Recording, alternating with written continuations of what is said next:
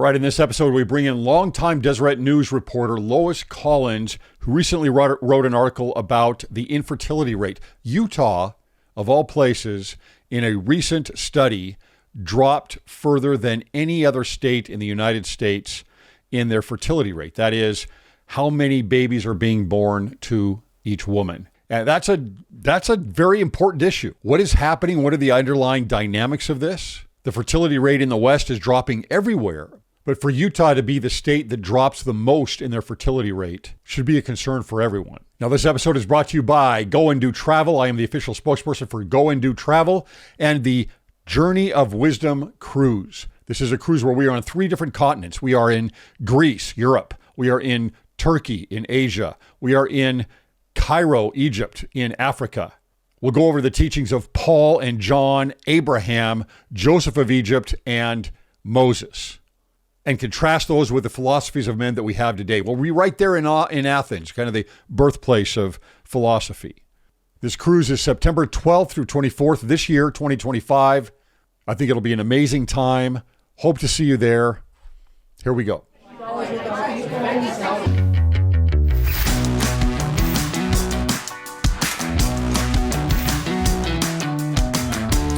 All right, welcome to Cwic Show. My name is Greg Mattson, and I am your host. In this episode, we bring on Deseret News writer Lois M. Collins. Lois, welcome to the show.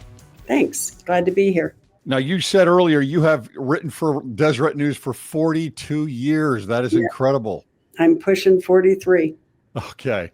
Yeah, that's amazing. As we talked about, I looked up your name on Deseret News, and there was like 3,000 references on the website to pull up. So you're seasoned in this area for sure. That would be true. All right. Well, you wrote an article recently about the drop in Utah's fertility rate. Utah went from number 4 to number 10. I believe it was the biggest drop in the survey. Is that true? Yes, and it was the biggest drop in a single year. It was yeah. Let's just go. There's a huge change that's happening.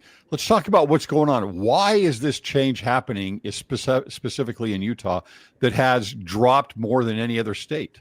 So it's interesting, I think, that it's not just Utah, but there are a ton of factors that play into it. There are some choices that are being made for good and for evil by people to delay having marriage, to get their careers started, to get their educations first, which lowers the number of children. Obviously, if you don't start having children until you're 32, you might have fewer children than you would have if you started when you were 24. Mm-hmm. Just simple math. So that's one factor.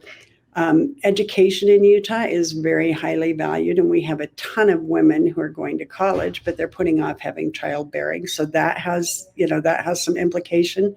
And then there are all sorts of financial issues. It is very hard right now for young people to afford housing. It's gotten very expensive in parts of Utah.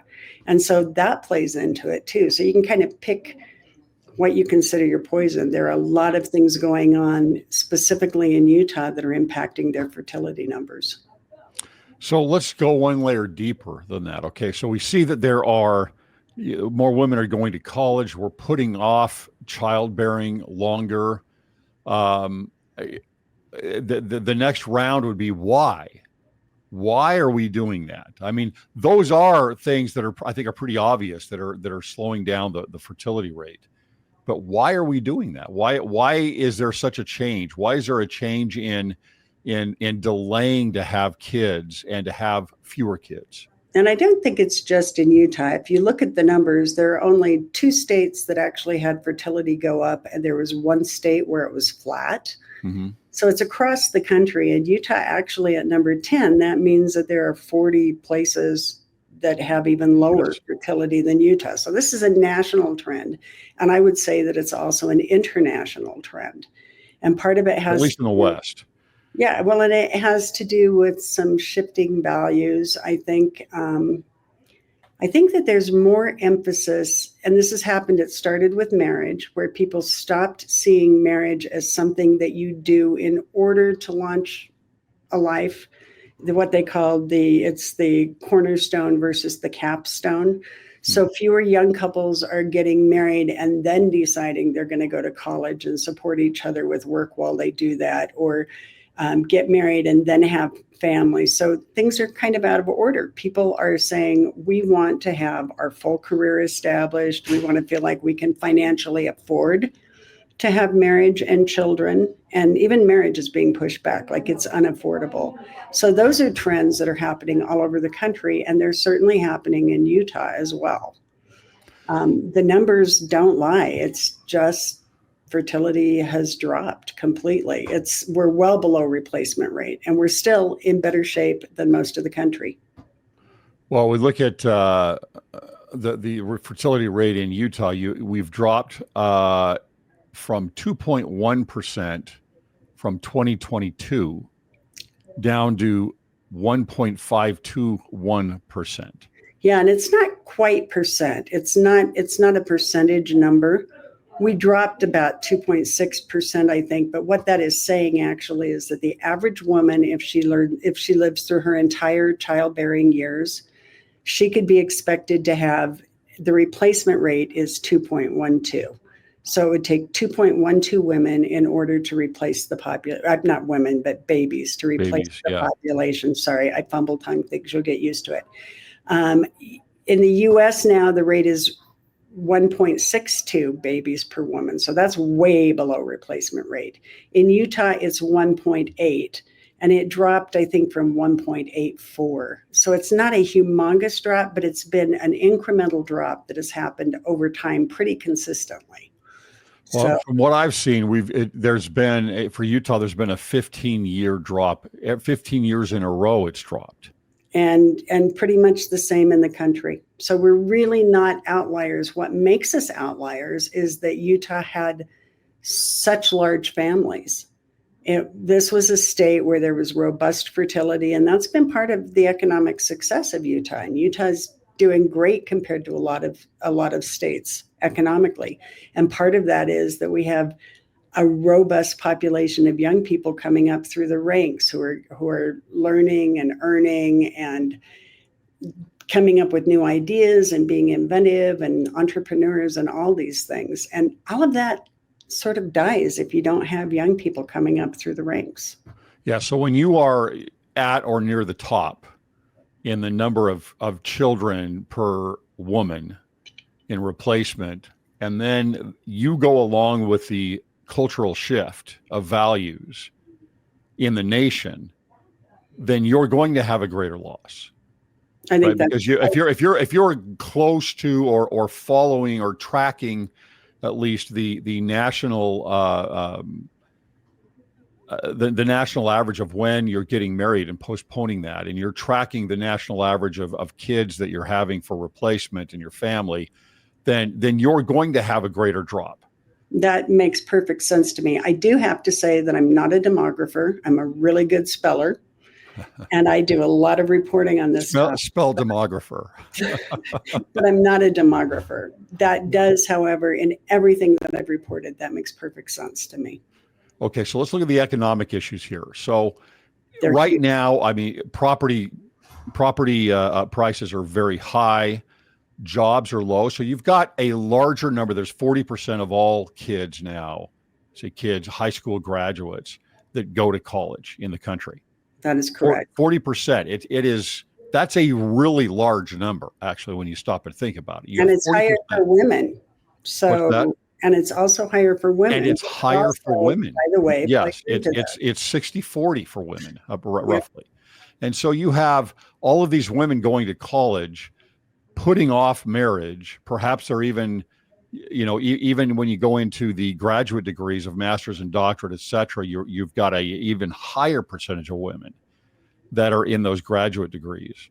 And so they're pushing it off even, a fraction of them are pushing it off even further. And those are very career driven then, right? You're getting much more into a career driven mode and track that you're following. So they're pushing things off. But they should be making more money if that's the case, at least eventually. And so they should be able to afford things more and add a second income if they're going to get married. but pricing is so high in real estate right now that it's very difficult to purchase a home.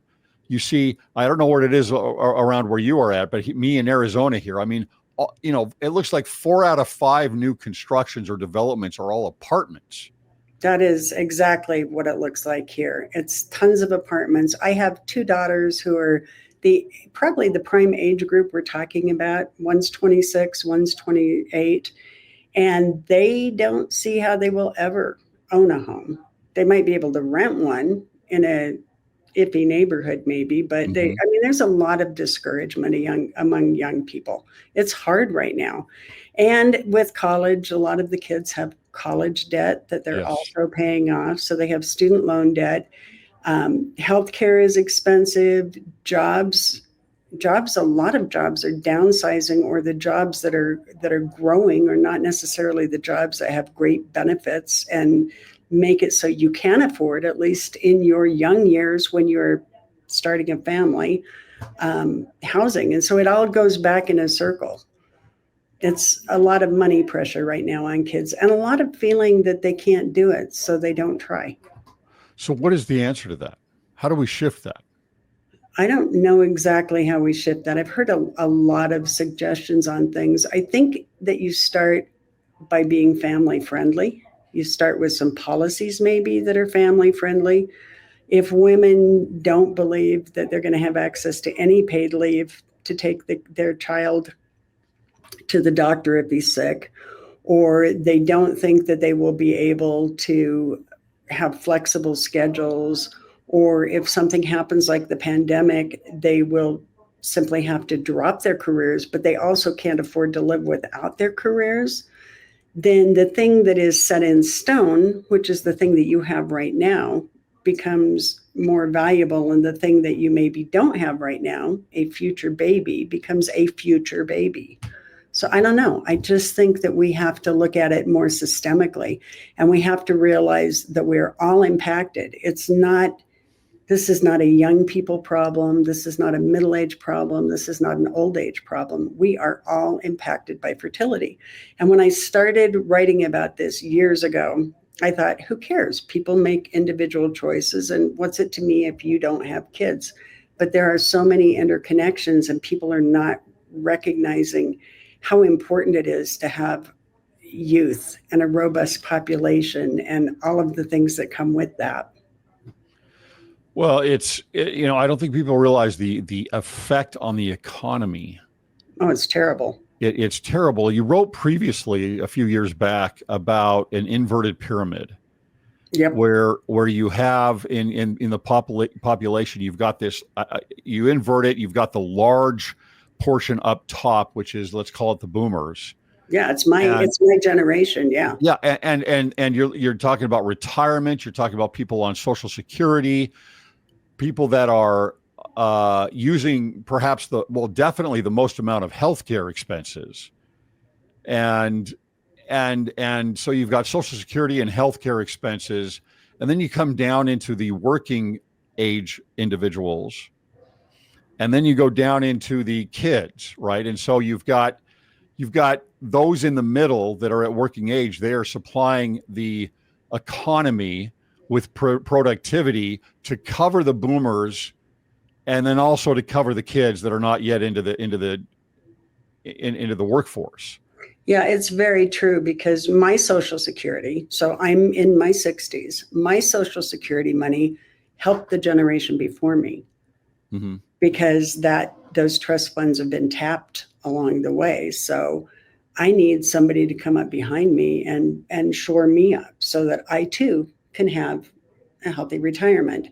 And the world has changed in a lot of ways. The work world has changed. Most people don't have pensions anymore. Some do, some don't, but most can't rely on having a pension to help them. They're going to live on their Social Security and on whatever they save for retirement, which requires a really good economy to get good jobs that allow you to save for retirement. You're going to want to sell your house to someone, or have someone, for a lot of us, wealth is in the house. For probably most older baby boomer types, their biggest source of wealth is their real estate. If they haven't already sold it. So what's going to happen if nobody's coming up behind you to buy your real estate? But it's also about the younger people too. It's about having schools in your neighborhood and having just simply having the number of babies that you want to have. I mean, all of these things, you can say, how many kids do you want to have? And most people say around 3, and they end up having fewer than 2. That's also a dream, not real. So there's a desire for women to have more children overall. Absolutely. There's no less desire. And this is not just a woman thing either. These are people making decisions together. But there's, marriage, we talk about fewer people getting married, but that doesn't mean that the appeal of marriage has dropped. Tons of research, including the American Family Survey that we do every year at Deseret News with BYU, shows that people aspire to marriage. They just aspire to it when they've done all these things that make them think that they're ready for it. And so it's not that the appeal has dropped, and it's not that the appeal of kids have dropped, although it has dropped in some quarters. But overall, that's not the issue. The issue is getting all the pieces to line up in a way that makes you think that you can do this, that you can manage it, and that you won't be overwhelmed. And then you throw in a young person anxiety crisis and all these other stresses. And there's we did a story not too long ago about climate anxiety. All these young people who feel like they're doomed no matter what they do. And you get all of this attitude and mental health stuff thrown into the mix too, and it just pushes it down, down, down. Yeah, that's bad information though. It's a cynical view of the world, obviously. And if you've got a cynical view of the world, it's like, well, what's the point? What am I really building toward here?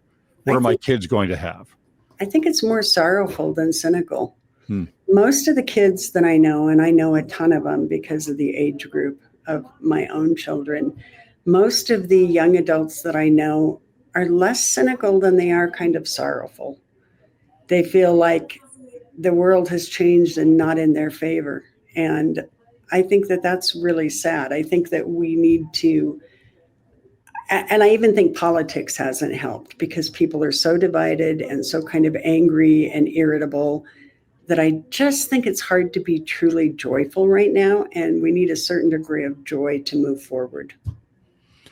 So let's go through some of the more of the demographics here that are really interesting. Let's just go back to by the way, if you go back to the 50s, we are literally at double the replacement rate that we are today. Oh yeah. Double. Really? I mean, the average woman had about 3.5 kids. Yep. Average. I come from a family of 4, and we were a fairly small family. I come from a family of 7. Yeah, no. See, there's a lot of. You see that even in Utah, it's hard to see that sometimes. That you see that the drop in this. Typically you'd see. You go to the mall and you see a family, and there's a mom with a stroller, and there's 4 other kids. You rarely see that anymore. And if you do, usually you would say, "Oh, that's got to be a Mormon or a Catholic." But it's you don't even see that hardly anymore. That's true. Yeah, I grew up. All of my neighbors, everybody I grew up with had bigger families. It's absolutely true. And I know most of the people that I know now who have kids have 2, maybe 3. Mm-hmm. That's it. And a lot of them don't have any. A lot of them have put things off and don't have any children. Yeah. So you look at the recent surveys that have been put out there. You've got the recent decline has been mostly among women in the 25 to 29 and 30 to 34. So basically 25 to 35 years old, which is typically the prime ages of when you're having kids. That is the biggest decline. There's a link there. That is also prime time for launching, for getting your career established. And I'm a career woman. I'm not going to say women need to stay home if they don't want to stay home. I'm not going to say that. That's not my belief. But I do recognize that the choices I made were also deliberately or inadvertently choices about how many children I would end up having. Mm-hmm. They just were. That's just the timeline. And so, yeah. The other area was the only areas that had growth were teens, 50 to And 17, it and was, women 45 to 49. Now, yes, I'm sure that makes up a pretty small group, even though the increase there is about teeny, 10%. teeny, teeny, teeny, tiny. And it's Yeah. worth pointing out that teen pregnancy, which most of us do not think is a good thing, has gone way down since the 1990s. It's gone way down. So when you're talking about that has grown, it is little teeny tiny growth there. More significant growth in the 45 to 49 category. There are more women that are putting off having kids, and with assistive technology, it's easier with reproductive technology now to put it off and perhaps have children later. Yeah. Okay. And that makes sense if they're putting off their families, that they decide they want more. They're going to, even if there's some risks, but there is technological help. They're going to have the kids later on. Again, here's They're another one. thinking, Back in 1990, women under 30 accounted for 7 in 10 births. So again, it just seems to me like one of the biggest issues is, if you're going to have a vibrant society, if you're going to have an economy, women need to be having children in their 20s, and that is a politically incorrect thing to say. well, 20s to early 30-ish, 35, somewhere in there, yes, that's probably true.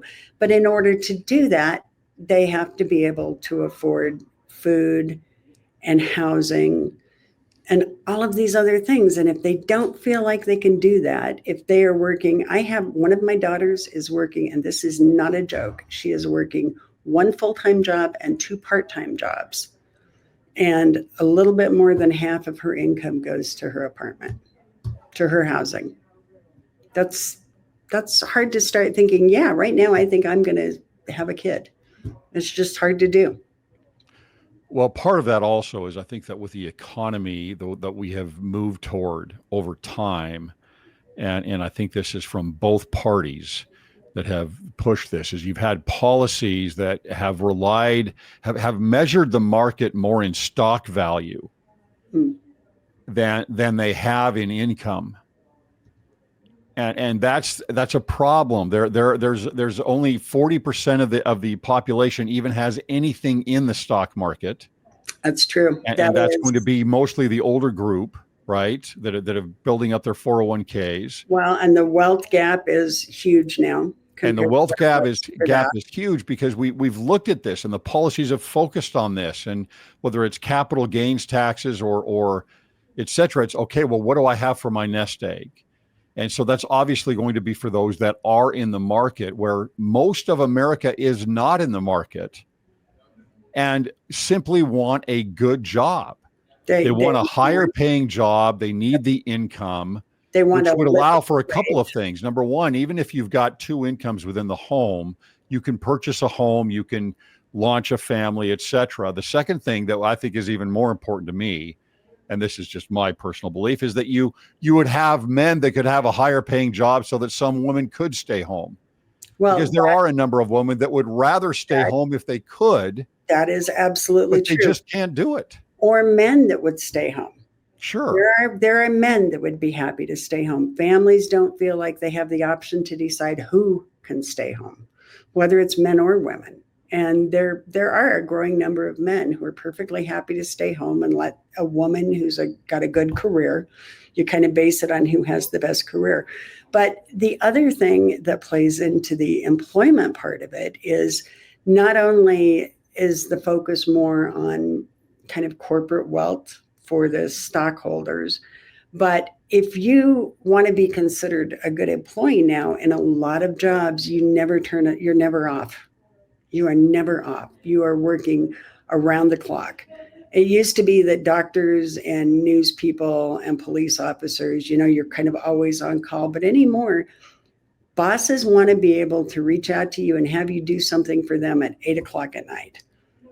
And if you're a loyal employee, you're going to jump up and salute and do whatever it is they want you to do at 8:00 at night. And that doesn't make it feel either like you can afford to be the kind of parent you want to be if you have kids.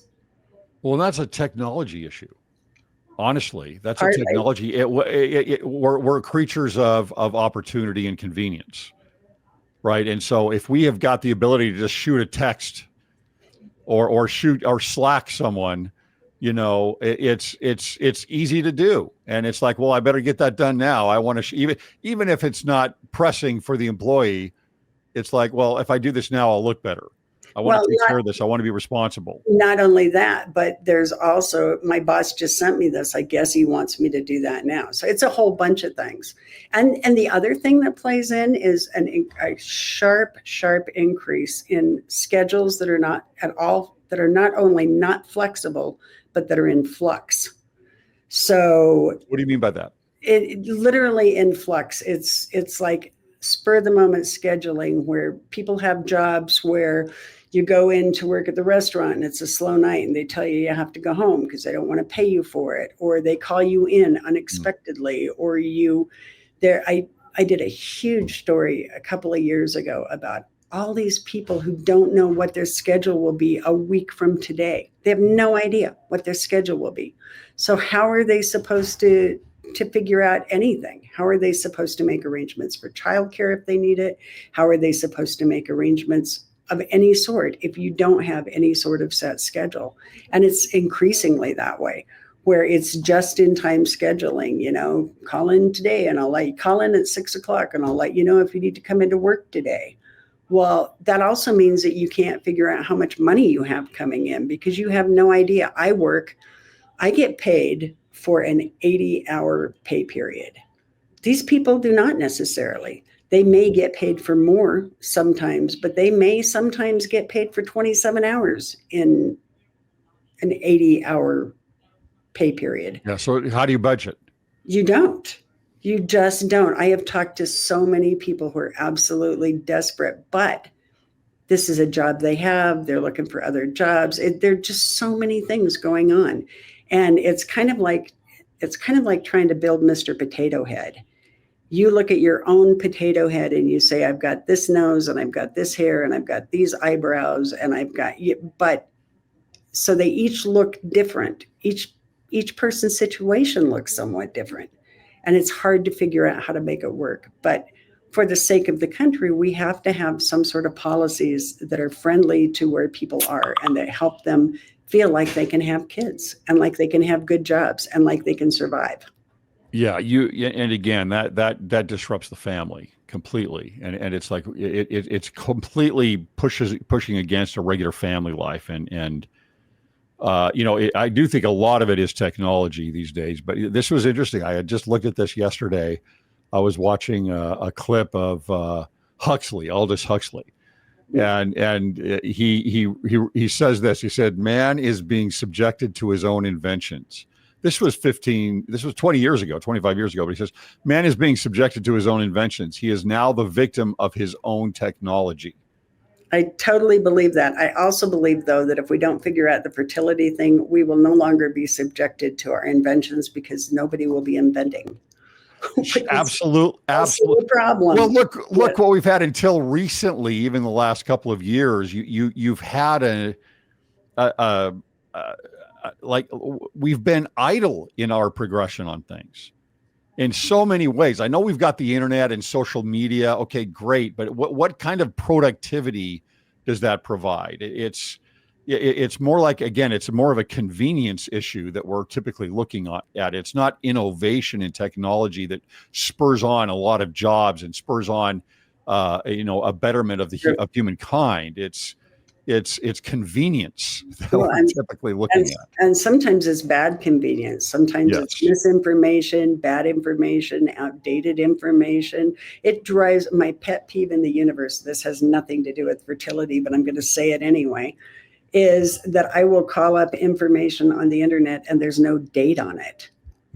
So I have no idea if it's 20 years old, if it's been passed. As a reporter, I need to know when something was, so I know if it's even, relatively relevant. Sure. It's just one of those things. So yeah, the internet has been a really good friend and a real sore spot for me personally. Yeah. So last thing I want to cover here is on the two ways that you increase your replacement in a nation. Ah, And that's one of those disconnects. yeah, and there's a little bit of a lightning rod here, but you've got children, childbearing, that Right? you've got on one end. The other is immigration. Correct. And so you're going to have one of these two. And you can see what's happening in the West with a declining fertility rate. You've got mass immigration, and some people don't like it. Some people like it. But the bottom line is the politicians are saying we're in trouble. And if we want to stay in power, we have to keep an economy going. That's how I see it. We want to keep an economy going, and you have to have an influx of people. The ultimate resource is people. Correct. And so there's mass immigration. And so if you look at what's happening today with all the deportations that are going on, okay, whatever you think about that, you better start having replacement in families, or the economy is going to suffer even more. Well, And so you've got to find policies in government that provide incentives for people to get married and establish a stable environment and to have children. And that, to me, this should be top of the list. I know China's a problem. I know Russia's a problem. I know that we have other issues domestically, but if we don't figure this out, your reliance on Gen X and the millennials is going to be a tiny drop in the bucket compared to the next generation and what they're going to be relying on, and with a vastly decreased workforce. I think that you are absolutely right about that. And I think that the people who are really worried about fertility are the people who have connected the dots.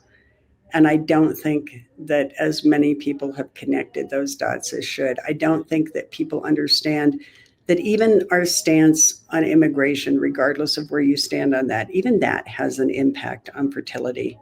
And so our stance, if you take that down the road, our stance on immigration, unless we do something to, as you said, make up those numbers, is going to impact things that don't seem related in our minds, that we're not thinking about. I mean, how does deporting a bunch of people impact my Social Security, or how does it impact what I pay for food, or how does it impact all of these things? But it's all interconnected, and we have to be looking at this more broadly and thinking about it in real terms of real people on both sides. Mm-hmm. How many children do women want to have? What makes it possible for them to have children? What makes it possible for a couple to decide that they can have the family that they want and that they can raise them and they can be successful? What makes it possible for neighborhoods to have good education programs? There's just a ton of things. It's all connected. Well, and those things, again, though, I just think that should be one of the number one talking points in any new law, policy, regulation, anything that we're doing. And it's not. But there are weird things that countries do too. Let's look at the employer in China who said, and he had to backtrack it. The Chinese government made him backtrack it, but he told people who were single, you have until September, I think it was 13th, some random date, to get married and start a family, or you lose your job. Well, that's not going to work. You can't tell, and you shouldn't be able to tell. No. You shouldn't be able to do that. Somebody else said, if you get married, we don't want you to spend a lot of money, so you can only invite, all of my employees who are getting married can only invite 30 people to their wedding, so they think they can afford to get married because weddings are expensive, or you lose your job. You can't do that kind of thing. You can't prescribe how people live. This is the ultimate carrot, not stick situation, where you make it doable and you make it joyful and you make it seem like a good idea. And if you don't believe that matters, then you need to look at South Korea. Horrible replacement numbers. Look at Japan. Look at so many countries. Hungary spent 5% of its gross domestic product trying to raise fertility, and it didn't work. There was not a substantial increase. So I don't know what the solution is, but I think that somebody hopefully will figure it out and the rest of us can jump on it real fast because there's a problem. Yeah, it's a real problem, and if you're looking, the problem is that most people are usually looking short term. What can I get here in the next couple of years? Can I buy a home here in the next couple of years? Politicians, how do I make things better and get reelected? It's all short term, and this is a long term issue, and we're already paying the penalties and consequences from reducing this over decades in half over the last 70 years. Yeah, we've been from where we were. And it's, the family is the building block of society. And a lot of people hear that and they think it's, well, okay, that's because you provide a stable environment and you rear kids that are adjusted to the world and, hopefully, and that's all true, but it goes so far beyond that. Right. It's such a bigger deal in terms of your civilization, society, and the economy, the spirituality, the quality of life for everyone. For most people, having a child also is the ultimate expression of hope, of a belief in a bright future.